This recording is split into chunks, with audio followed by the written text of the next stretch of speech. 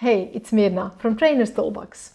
Welcome to the Trainer's Toolbox podcast, a place where you can discover practical and effective tools and tips to make your workshops more insightful, engaging, and memorable. You are at the right place if you're looking to become the best trainer you can be and design truly impactful learning experiences. Ready? Let's dive in. Hello, today I have with me Said Saddouk. You might know him as Facilitator, a facilitator who makes online learning experiences more fun, more engaging, using many different tools and always creative ideas. Saeed also has one of the most fun threads on LinkedIn, so if you are not keeping an eye there already, you should.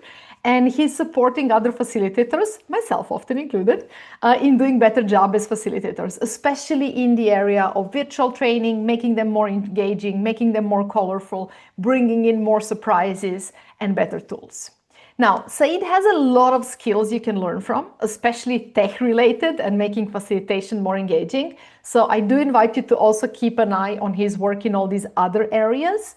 But today I invited him for a bit specific topic to talk about how to be more authentic as a trainer. So first of all, hi Saeed, and let me give you a little intro why this invitation came. In the world of facilitation, I actually see a lot of patterns. I feel like us as facilitators, we keep following the same patterns. You know, what is a good facilitation? We all have similar opinions about it. How should you run a facilitation business? There is sort of a recipe of what you should keep in mind and how to do things.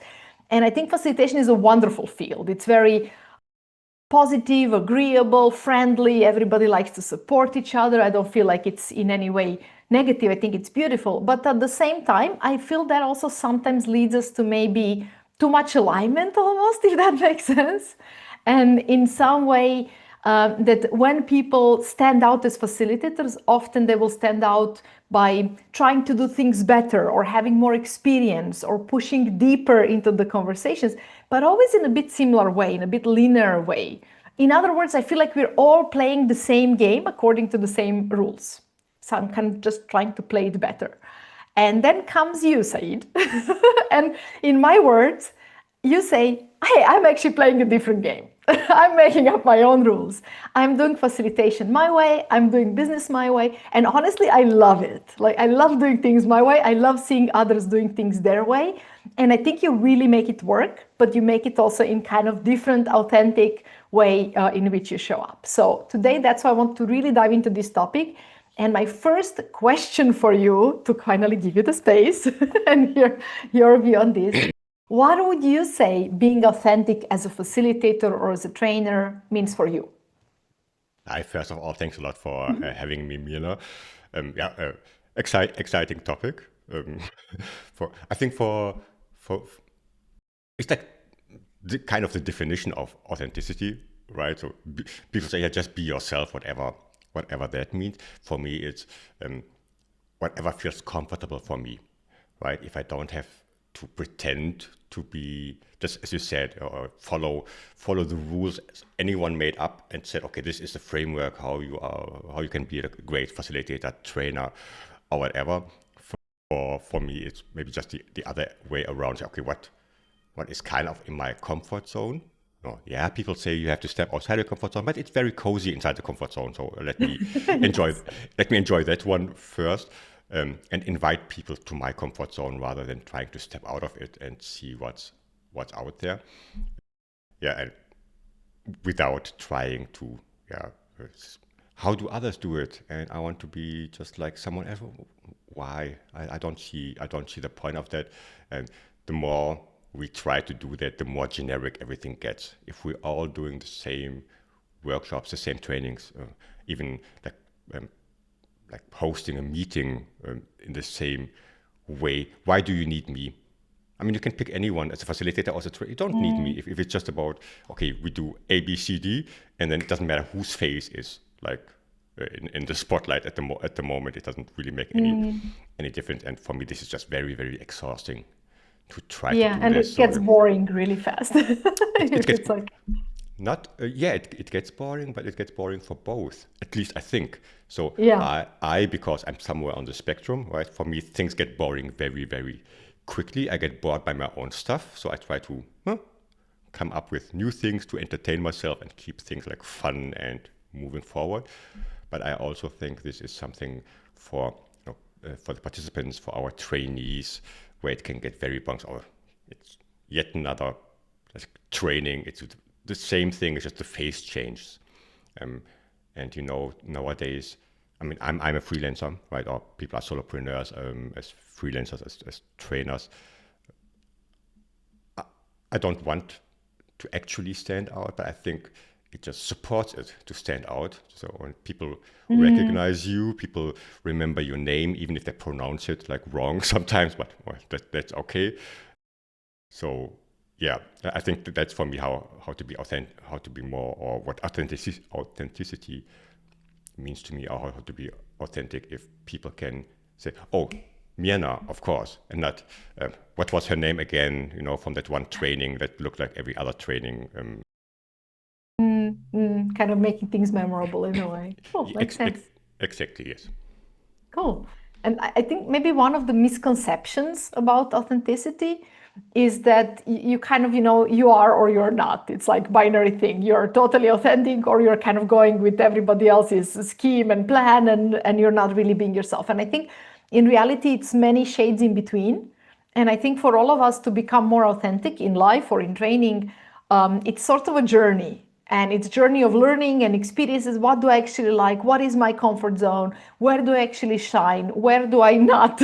And what do I never want to do again? For me, for example, one of the metrics is also energy. What energizes me and what really drains me, or, well, boredom as well, like you said. But so all these little indicators. But I feel like it's this almost lifelong journey to keep uncovering those layers and learning about it. So I'm also curious about your thoughts on what would you say, how does one become more authentic as a trainer wherever we are, maybe somebody who is new to training, so they don't really know yet what is their authentic style. They learn the skills and the ways of doing things, but they're still exploring what is their take on it. Or maybe the opposite, somebody who is very already experienced, so they're doing things always the same way, and now they want to shake it up. They want to learn something new, discover something new, but at the same time they want to keep authentic in that. They don't want to just step into doing things different way and overly adapting. So but merging the two, new skills and still our authentic part given to it. So I'm very curious, what would you say, how do you become more authentic as a trainer? How, what are your tips for that journey?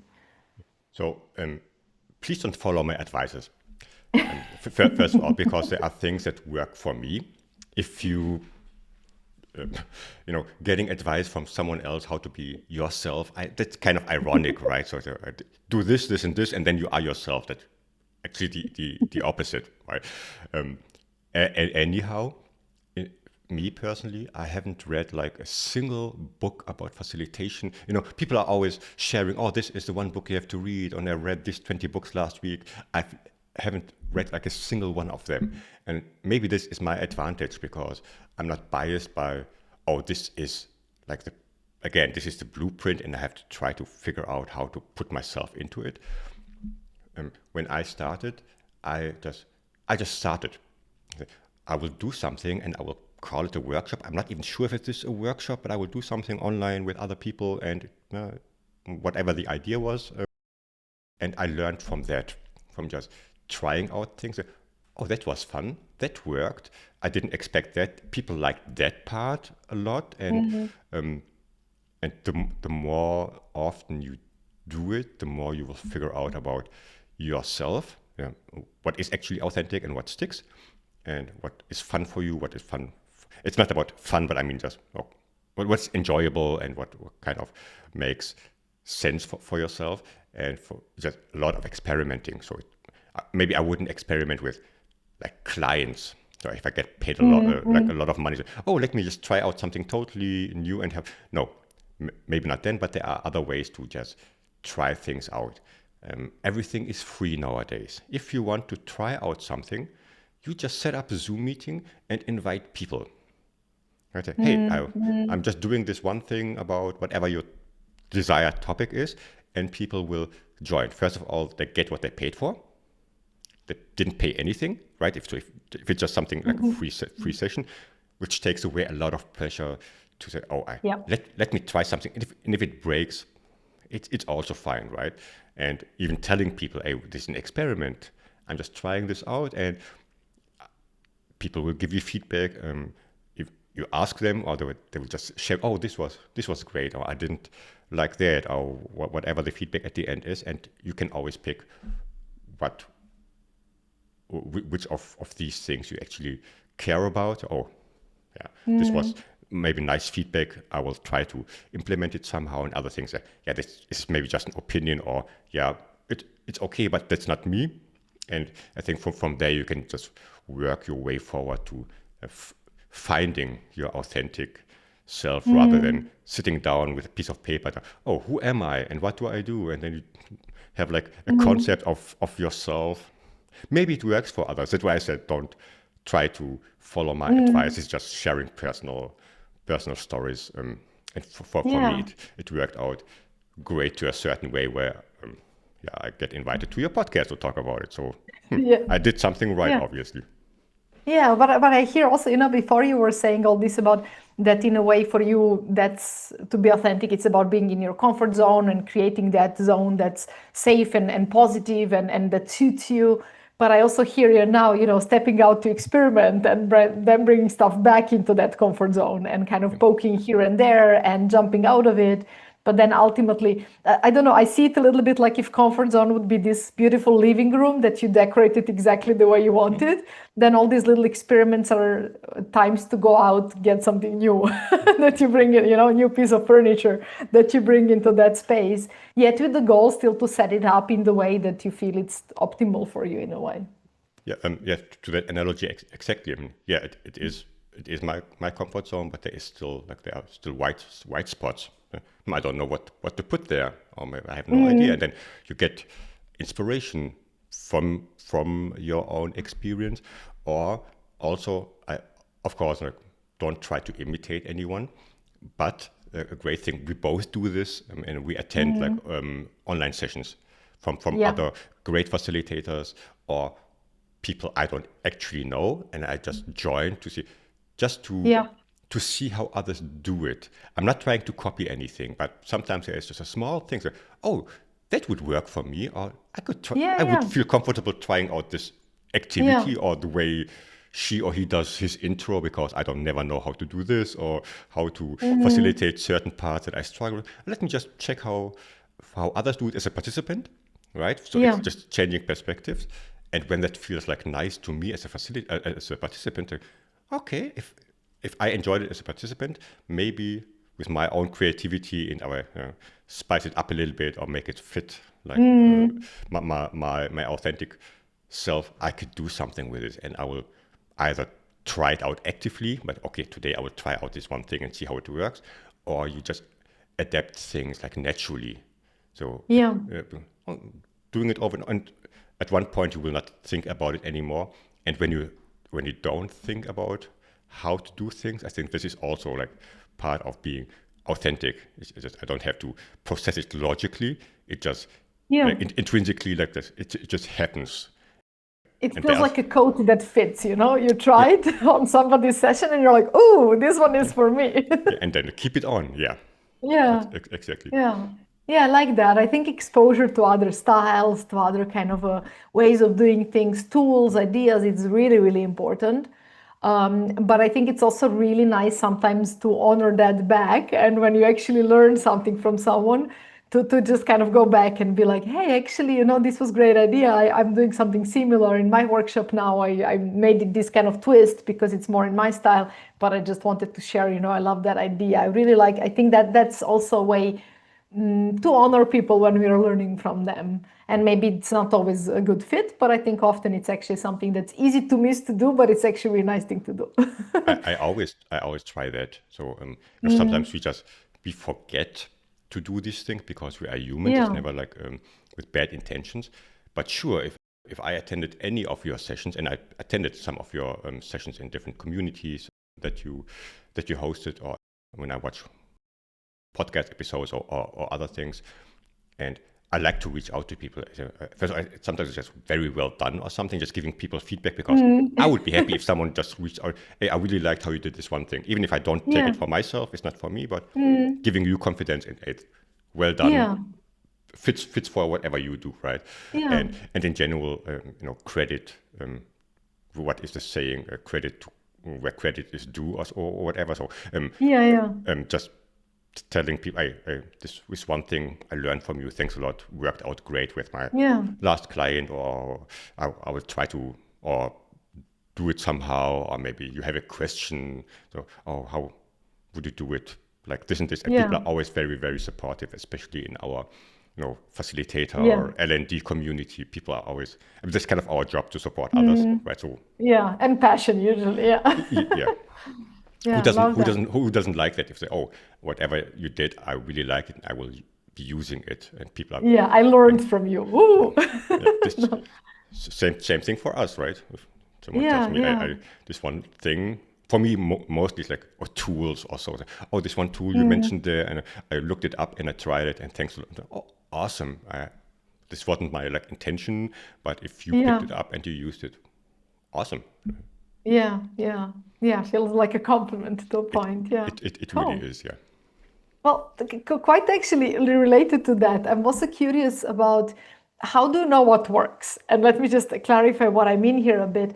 I think one of the danger or perceived danger when I'm too authentic is I do things my way and they don't work for others, you know? Like I'll design a session that really suits me and then some poor person will understand nothing because I don't know, for example, for me personally, I love speaking really, really, really fast. And I had to learn that that's not part of authenticity. I should be, putting forward and elaborating even more, but that's also something to manage and make sure adapt. So I'm very curious, how do you connect between remaining authentic but also building that awareness of kind of strengths and weaknesses? What worked here? What really was part of my authenticity that was useful and that I want to keep inputting forward? And what was maybe part where it would be good to be a bit more moderate in that, because maybe it sabotages somebody else's learning process or something in the workshop. Oh, yeah, this is a very tough one, because that's where rationality comes in again. Or I have to speak slowly. For me, it's the same. I have to remind myself to, okay, not everybody's at the same pace. I have to slow myself down.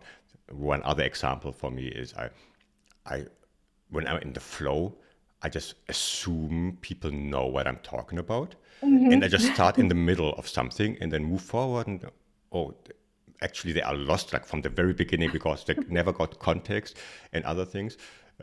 So for me personally, it's just harder to get there, but it's small iterations. So okay, next time again, deep breath, inhale, exhale.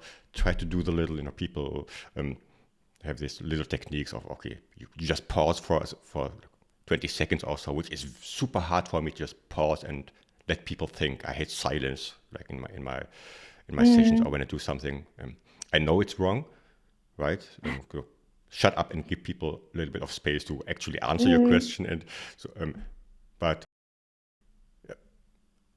there is one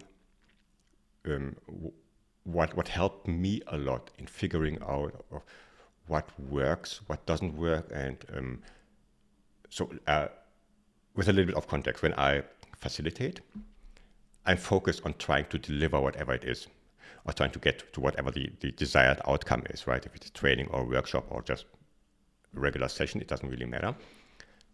Often it's hard to read the room while you're trying to keep in mind what is the content I want to deliver, while trying to handle the tech, while trying to make it engaging. It's a lot of hats you have on trying to do this half-hour workshop. Okay, this is the setup. Because I do everything online since the pandemic. Everything is recorded at the very beginning, and I watch my own recordings. I don't Oh, watch. painful. Yes, and yes. Brave. I will explain. So I watch my own recordings, but I don't watch them to judge myself. I watch them as a participant. See, no, I can sit back. Well, all the stress is gone. The workshop or the training kind of went okay. Nothing broke. And now step back, take a deep breath, and now I will just watch and I watch the gallery. I see how people react when I said this one thing, or when I gave them instructions and people, what? I don't know, right? Or when I do something like in tools like Miro and I say something that, or nobody is doing what I'm saying, or maybe I should have put like the instructions on the board because that's why. Or I used like weird words that didn't make sense for newbies. So this is how I reflect on just observing myself also, but even more just ignore myself. But this is the cringy part, ignoring myself and try to just be part of. It's very meta. Be a participant in my own training, in my own session, and sometimes, or I'm at the point now where I actually enjoy it. When I'm done with something, sometimes okay, I watch the recording immediately. Sometimes I just listen because I don't need to watch everything. I just listen in podcast mode. Oh my God, you said the same word like 12 times. That didn't make any sense. Or you forgot to introduce yourself. And all the small details. And I think this manifests like in my brain over time to adjust small things. And if I have to pick something, it's you cannot change everything. If you have a list of 27 things that went wrong, what's the one thing? So, okay, maybe it's the pausing, right? Okay, next time when you ask a question, count in your head until 10 and then move on, or repeat whatever you said, but slightly different, just in case. So picking one thing, and I know the next session is tomorrow or next week, and then trying that out. And from there, that worked better. Next time, what's the other thing I could? Oh, maybe just a small thing of how I sit, how I look at people, whatever it is, but pick one small thing you can improve and don't try to reinvent yourself or judge yourself too much. I know this was a very long answer, but you invited me and you asked. And Yeah. No, but I love how you're saying, or what I'm hearing is it's quite like you're paying attention to behavioral cues. So it is kind of self-reflected and watching your own performance to call it like that. But it's very based also on what did they do? What did they not understand so they couldn't do it? So it's not like what did they say they liked or didn't like, which I think it's one of the most misused metric in learning. How was it? What did you like? What do I care what they liked? I want to know what they learned. You know what I mean? yeah, I it was mean, a of fun course, session. So okay, and now, it's better if they liked it, but it's not ultimately my goal that they like it. My goal is that they really take away something. And I hear you saying a lot like, hey, I'm looking for understanding, I'm looking for engagement, I'm looking for reaction and for clarity in that they could act on it. And I think that's really cool as a metric. And I love how you separate, then you don't over obsess on the session. Let me pay attention to everything, because then of course it's too many moving parts, but it's kind of like, let me check later one more time from that perspective. yeah, Cool. and it's something that only bother us because we know ourselves. Yeah. And if you know you're using filler words all the time, or there's a certain filler word you use, right? You will focus on it so hard, and you will counter. You are the only one, because you did it so many times. The participants are there for the first time. They don't Yeah. know it's like a habit of you. They didn't even realize until you maybe mention something. So, okay, I'm forgiven. I can ignore that. I know it's there, but that's maybe not the main problem. It's just my brain trying to criticize myself. Yeah. What is like objectively something I can easily fix with one small thing, right? And this Yeah. can be done so easy. And because you said in the beginning of the questions, it is super cringy to do that, but I recommend it to everyone. Yeah. I remember my very first like session that I did online. It was, jumping into the deep side of the pool. So, in English, I'm naturally a German speaker, and it was in front of a huge audience, like hundreds of people from all around the globe. It was some kind of Miro event where I had to present something for 10 minutes in English. Oh my God, this is so hard. And it was recorded, it was on the internet, everybody saw it. It took me like 2 years to watch it. So I cannot watch it because I know my English was off and I didn't know what I'm talking about and imposter and stuff. And then I watched it like with very cringy. I just listening. I didn't even watch. Just listening to the voice and okay. And then day later, also, okay, maybe I will just watch it, but I will only look like every once in a while because it's Yeah. still, and over time you get used to your own voice, which is Yeah. like a weird thing because we only hear it like internally, never externally, our own Yeah. voices. Yeah. And from there, if you watch like 10 of these, you will get to the point where I'm looking forward to watch it. Not because I'm narcissistic or because I like to watch myself. That's Mhm. really not the point. But my point is, if people or participants, no, the other way around. If I cannot enjoy my own sessions, if I Yeah. cannot watch them, how can I expect people to Yeah. enjoy them, to have takeaways? If oh my God, I cannot watch this. This is like, again, it's so ironic. So it's good Yeah. enough for you, but it's not good enough for me, Yeah. right? So yeah, get used to your own stuff and yeah, embrace Almost it. like almost like exposure therapy, like I'm afraid of snakes. Let me watch Yeah, some snakes. I'm afraid of my own, how yeah, am I doing? Is it good enough? What can I judge? What do I not like? Okay, let me just watch it more and it will yeah. become normal And, thing in a way for me. yeah, Yeah. and to the main topic of today's man, then you realize, oh, I was just myself. Well, I was just authentic. Yeah. Maybe in the beginning, not if you're just starting. You're overthinking every word Yeah. you say and every step you. But then, oh, that was okay, right? Okay, next time I Yeah. can freestyle a little bit more. I don't need to script everything. Maybe you do Yeah. this in the Yeah. beginning to have more confidence, Mm. and it really helps to get to the point where you think, yeah, who cares, right? Yeah, I but also the opposite, like, hey, this moment didn't really feel like me. Or I need to work this out more until it becomes part of me and a skill or a strength. Or I need to let this go because this specific way that I deliver this or facilitated this, that's not really how I function and how I think and who I am. And I think for me, I can't recall of many moments like that, but I can imagine that when you, I don't know, maybe agree to deliver something. Well, now I'm more and more far away from that, but when you're like, get excited about a topic easily, and then you're like, sure, let's do something on that, and it's not maybe really your topic and something you really have deep experience with, and then you're like, hey, actually, that didn't read this code doesn't feel right. I think that's really valuable insight as well, and then we can still decide to reshape it in a way that it will feel right. If it's like I'm new to it, so I just need to get accustomed to it more and learn some skills and whatnot, or I can just, this is just not my thing. But I think that's also this non-resonance is also very good cue of what I want to change or do more of or do less of. it's like that game, Kiss, Mary, Kill. I forgot what the facilitation version of it is. Like keep, stop, or whatever. So just to your point of realizing, oh, Mm-hmm. this I really enjoyed. They enjoyed. Okay, check it off. And then there is the Yeah. other part of the spectrum. It it wasn't it wasn't my thing. And if Yeah. something for me is, so I I really didn't want to do this. This is not my.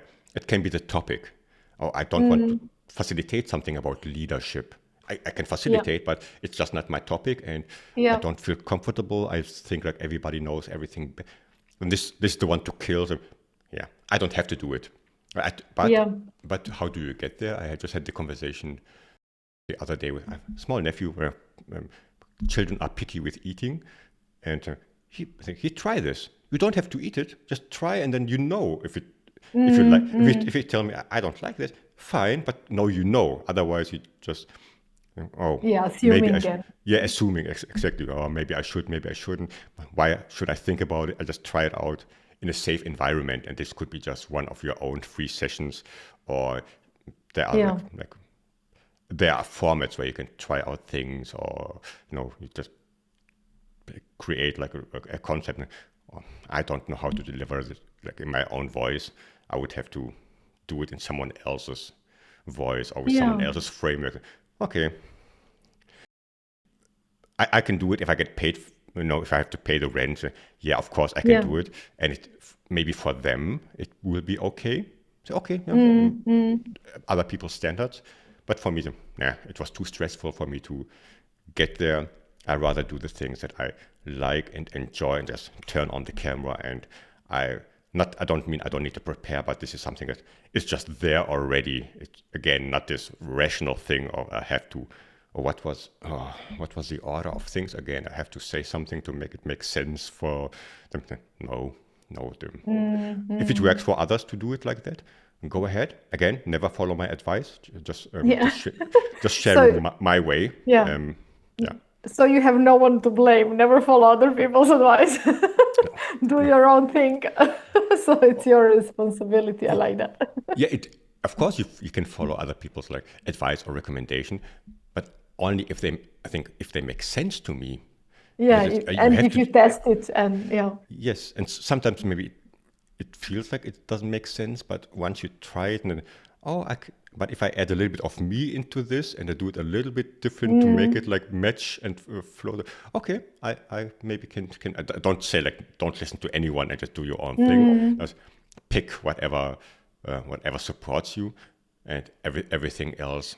Yeah, maybe if you're confident with everything else, then you want to step out. You make your circle a little bit wider. Okay, let me step out a little bit outside of my comfort zone and add something and see how it. Or if you are me, you get bored. Maybe I need a little challenge. Let me do something that's super cringy just to get it out of the way, or just to see if it works for me, and then from there, see what comes next.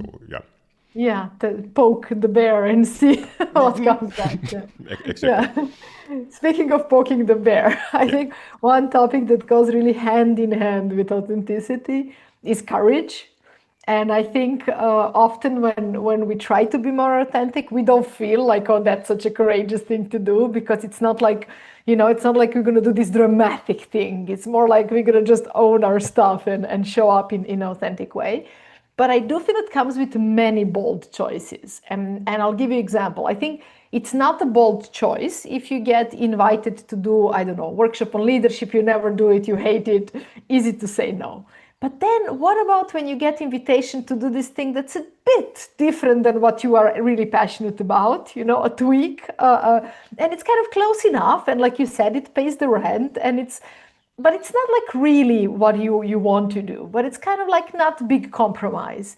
And I think to me personally, it's really important to be very mindful of these things, to be very mindful of compromises, because I feel like that takes you away from where you are and who you are.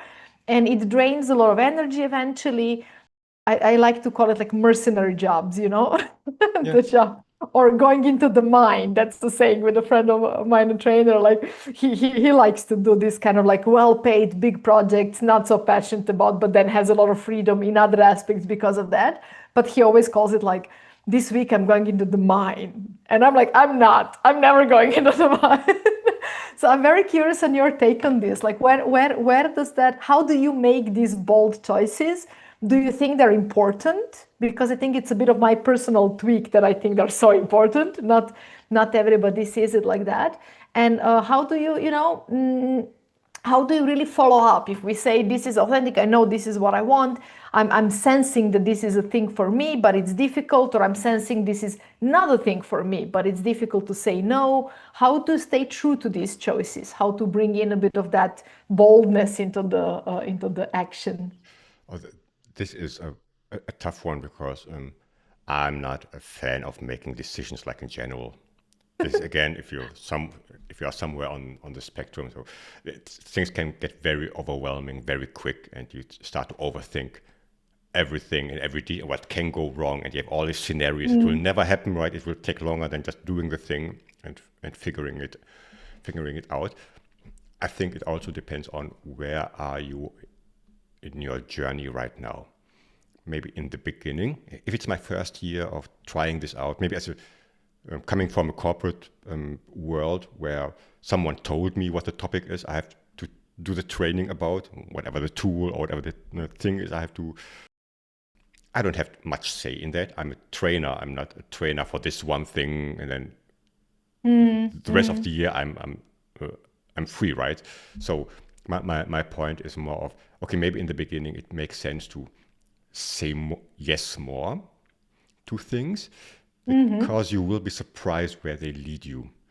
For my example, this thing I shared with you earlier, of, hey, would you like to do like whatever it was, 20-minute presentation, like on this virtual stage in front of hundreds of people you cannot even see? So I would have said no as an introvert.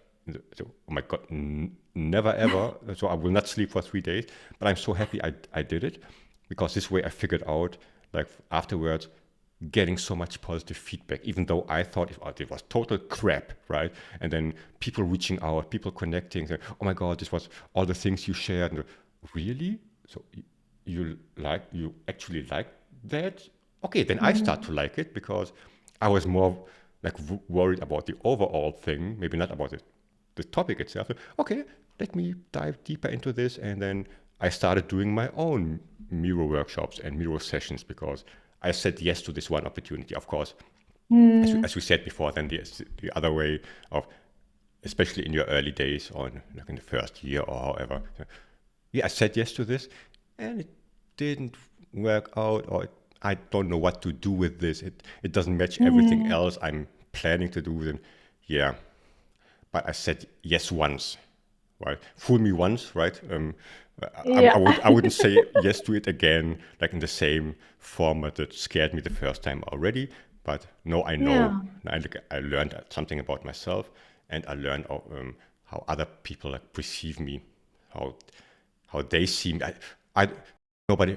Not nobody, but I don't give a crap about my own opinion about myself. At some point, I just shut up, brain. This is not about you. Let other people decide if they like, and then it's just a loop of, okay, it was great for them. That makes it great for me somehow, because I'm getting the confirmation of, okay, that worked, and then from there figuring things. I don't know if this answers your question 100% regarding the choices, but saying yes to things that you don't understand 100% yet, or that you don't feel, and it's not always about what feels great, right? Especially in the beginning. Sometimes things have to be done. Interesting. And sometimes things have to be done, but maybe it's the ratio of, okay, I do 80% of awesome things that I enjoy, I would even do for free, and then there's 20% of things that is maybe not 100% mine, but let's add it to the mix, right? So if you only do things you don't like or don't enjoy or not comfortable with, you shouldn't do that. If you only do things that are super interesting for yourself, you're just serving yourself. Yeah. Right? But just find the ratio of four for me, one for them, and see how things evolve from there. Otherwise, I you hear don't a lot grow. of things there. I also hear the part of say yes to experiments. So maybe don't say yes to what's not aligned, but say yes to what you don't know if it's aligned, kind of testing it more.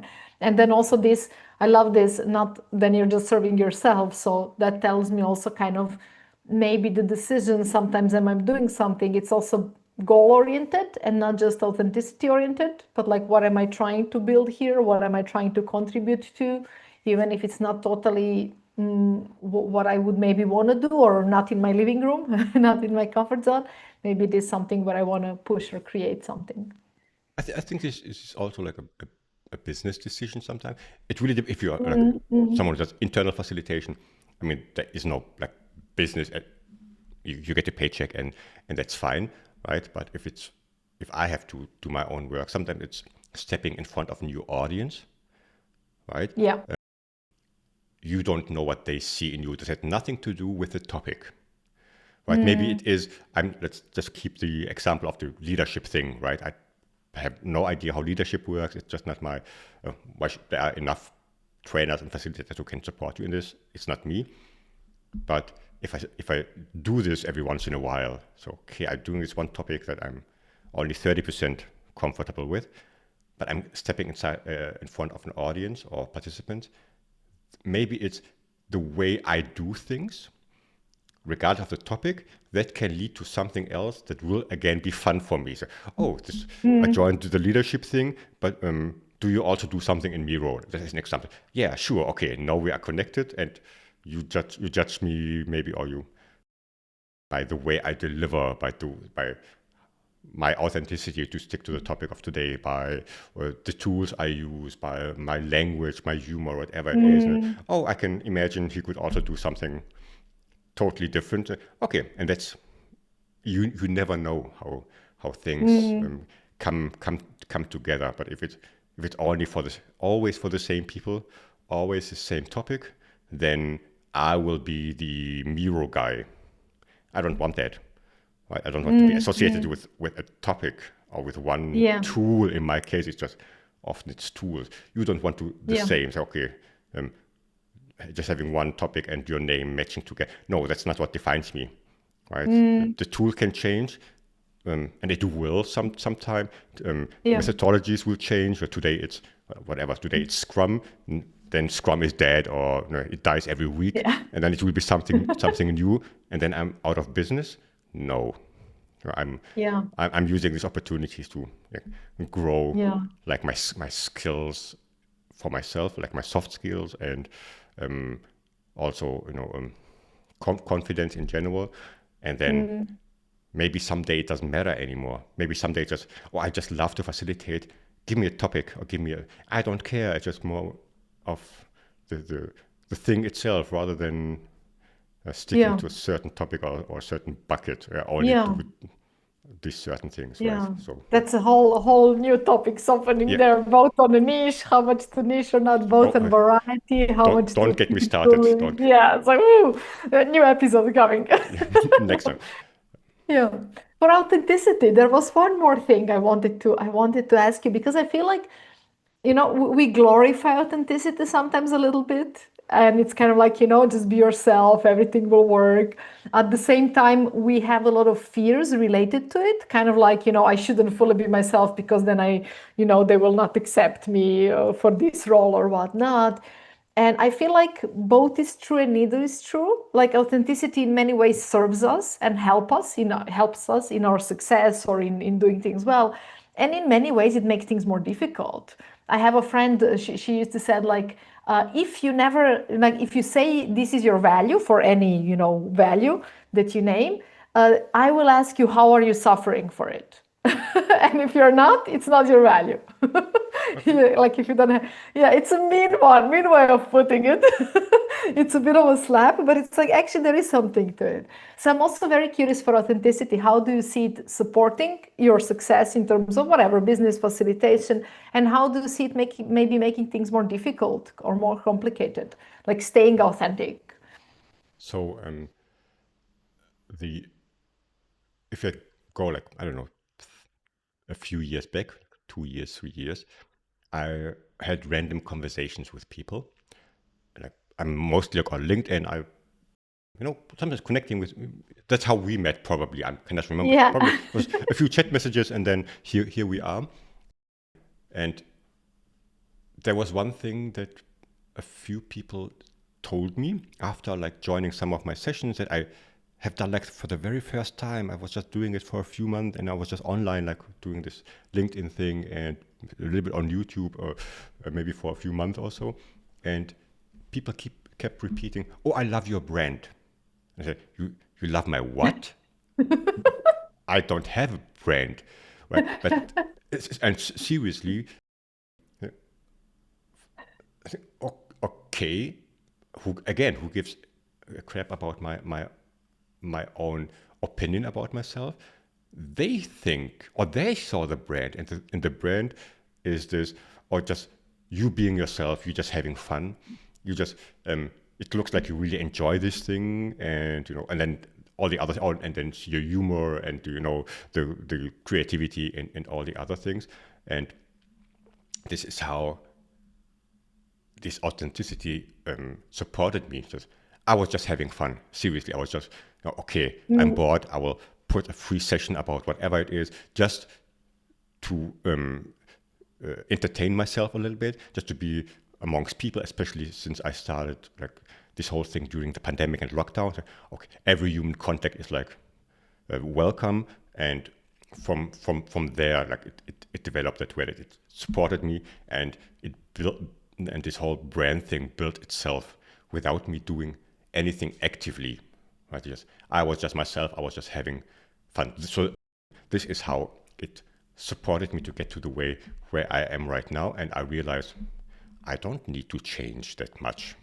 I mean, there are certain things that make sense, right? Certain skills you generally need. You need to know how to talk to people, like in general. Okay. And then on the other hand, how can it hinder things? I don't think it, for me again, I don't think it does.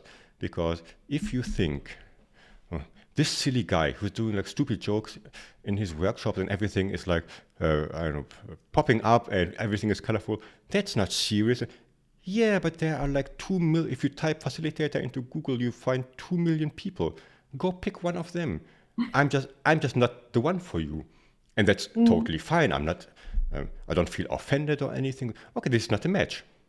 Okay? And I will not change myself, like in a dramatic way, right? There are always small things. Again, as getting feedback and working with it, that's one thing.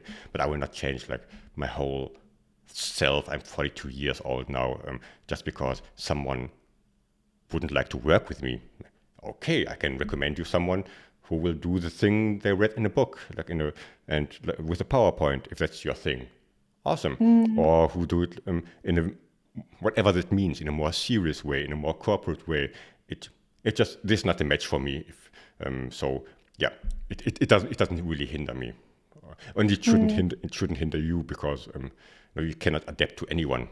If you adapt to anyone's opinion, how would that look like, right? Some want it that way, some prefer it that way, some don't like you, like in general, or whatever. So yeah, as long as there are enough opportunities for those who want you the way you are, or even more extreme, because of the way you are. Yeah? And that's what I like. I like the way you do it, and here is another opportunity. Would you like to do that, or can we invite you? Would you speak here? Would you do a training somewhere? I would like to do a coaching or whatever. So okay, this is great, and the rest, I'm happy to recommend people. We are a network, and we are friends. Yeah, I know someone who does maybe what you like. Yeah, it's a recommendation. Reach out to her or to him. No offense taken at any point. Okay, so you're saying even when it pushes someone away, it's a useful filter. Yeah. It's like, cool, love that. Cool. So as the time is flying, I will ask you, Saeed, where can people learn more from you? Not about strategic brand development, but about which topics do you think are good topics that you like to talk about? Where are you sharing them? What are good places to follow? So if I'm a lot on LinkedIn, which is my favorite platform, where I literally am just myself, and you can scroll, as you said in the intro, scroll through my feed, and most of it is like facilitation jokes and other things, because why not having a little bit of fun, and of course also learnings and other opportunities. So you can find me on LinkedIn, and there is a link somewhere in the description, Mirna, right? You click here, or it will pop up somewhere. And you can go on my website, the Facilitainer, thefacilitainer.com. I have a newsletter where you can sign up to get like helpful tips and tricks for the future. If you want to do more geeky things. By geeky, it's mostly tech related. So how do I look better on camera? How can I make things more engaging, less Zoomish? Not yet another Zoom meeting. If you want to spice up things a little bit. Yeah, these are the two ways to connect with me. And last but not least, the Fit for Facilitation community. It's a community of today 1,200 facilitators, L&D pros, and other people, where we just hang out and have fun and share experiences and grow together. Cool. We will link it up in the episode description. I do want to say I super recommend both Said's LinkedIn thread and some of his learning experiences, because I also joined some of the workshops on Miro, on OBS, on different these tech things. I was just lazy to work out myself, and I wanted a shortcut, and I wanted someone to make them less painful and more fun, and that totally worked. So definitely recommended to follow and keep an eye. Now, the last question. What would be one tip? You have the ultimate chance to give ultimate tip to all the facilitators out there. No pressure. You don't know who they are, whoever might be listening, facilitators, trainers. What is one thing you would really like to see all of us, do more, keep in mind more, bring more into the world of facilitation? Do everything like you are paid to do it, and I mean like show up with intention, look like you are paid to do it, and this is not about hard skills. It's just how you present yourself in front of clients, your audience, and I can still do jokes and other things, but at least I sit straight. I look like I actually prepared for this. I'm a professional. I know what I'm doing, and not especially in the online world. Or I just turn on my camera. Here I am. Let's go with a workshop. No. So just whatever you did yesterday or in the past time, try to add one small thing, try it out, and then add the next one, like iterative, and see if it works for you and you become better. But to distinguish yourself from all the others, sometimes it's really just a small thing that can make the difference. And this is intention, and this is how you show up and how you look professional while still being yourself and being authentic. Love it. So no slacking. Yeah. Cool. Thank you so much for joining me today. See you in all the geeky virtual worlds. And yeah, let's see what comes next. Thanks a lot for having me. Bye-bye.